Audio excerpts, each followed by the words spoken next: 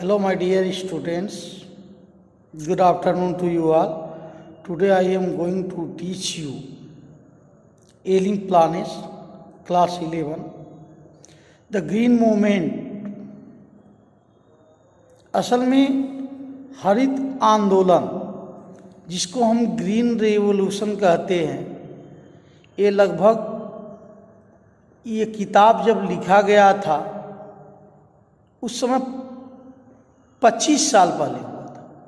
मतलब यदि हम इसको सीधे सीधे ये जान लें कि संसार का पहला राष्ट्रव्यापी जो हरित दल है ये 1972 में न्यूजीलैंड में स्थापित किया गया।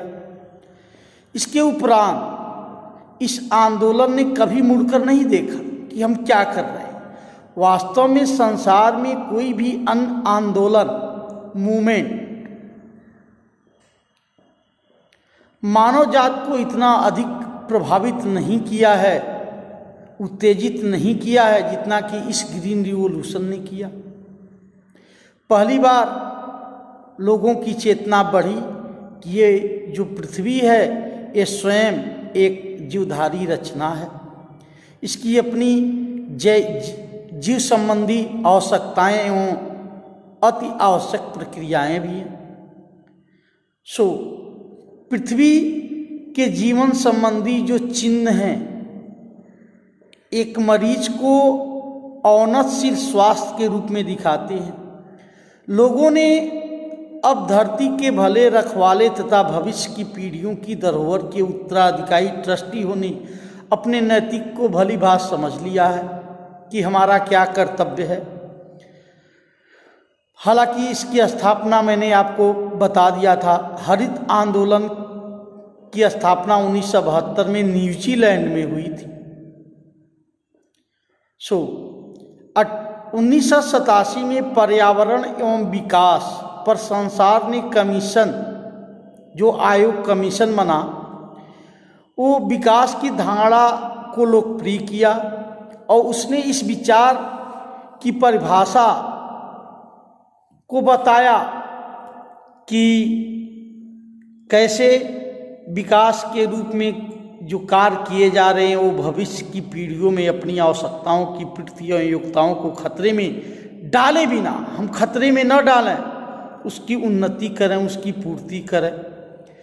असल में मनुष्य को हम देखें तो हम पाते हैं कि मनुष्य संसार का सबसे खतरनाक प्राणी होता है। अब उसने इस धरती पर प्रभुत्व स्थापित कर भागीदारी किया है और बहुत बुद्धिमान होता है।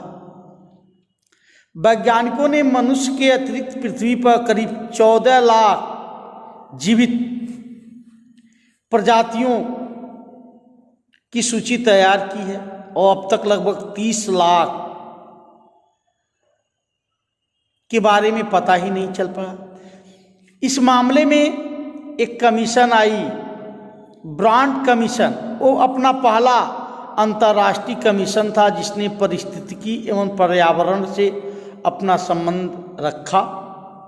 सबसे पहले इस पर प्रश्न उठाया कि जो हम अपने आवश्यकताओं के लिए काम कर रहे हैं तो क्या कर रहे हैं, क्या हम प्रकृति का जो दोहन कर रहे हैं इससे हमारी ये जो धरती है ये दरिद्र बीमार वाली बनती जा रही है। अतः हमें क्या करना है इस मामले में, कृषि योग जो ऐसे है और हमें जो है कम से कम इसका करना है।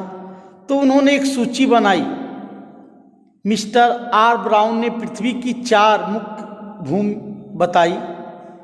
जीव जो समुद्र में रहते हैं, वन, घास और मैदान, इस तरह से ये हमें भोजन और उद्योगों के लिए कच्चा माल प्रदान करते हैं और इनकी उत्पादक क्षमता को क्षति पहुंच रही है क्योंकि आदमी जो है अपने पर्सनल उद्देश्य के लिए प्रकृति का दोहन कर रहा है। वन अदृश्य हो जा रहे हैं, गायब होती घास के मैदान बंजर, उखड़ काबा भूमि में परिवर्तित हो रहे हैं फसल, और अधिक से अधिक संख्या में मछलियां पकड़ना प्रोटीन के लिए सामान्य बात है।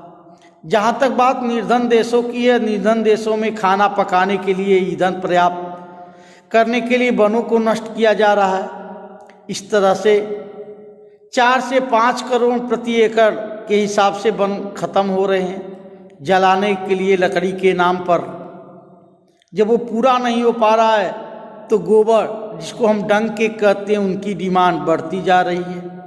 खेतों में खाद नहीं पड़ पा रहा, इससे उसकी उर्वरता शक्ति कम होती जा रही है। संसार की जनसंख्या ने इसको बहुत अधिक प्रभावित किया है, क्योंकि जितनी अधिक जनसंख्या होगी उतना ही अधिक हम प्रकृति का दोहन करेंगे। मानव को पहली बार 1 अरब पहुंचने में 10 लाख से भी अधिक समय लगा। 1800 में 3.7 बिलियन जोड़ा और इस समय जिस समय ये किताब लिखा गया 5.7 अरब होने का अनुमान लगाया जाता है। यानी प्रत्येक 4 दिन में संसार की जनसंख्या 10 लाख बढ़ जाती है। जैसे जैसे आय बढ़ती है, स्वास्थ्य सुधरता है, तो उपजाऊपन कम होता रहता है। संसार का जो सबसे अच्छा जनसंख्या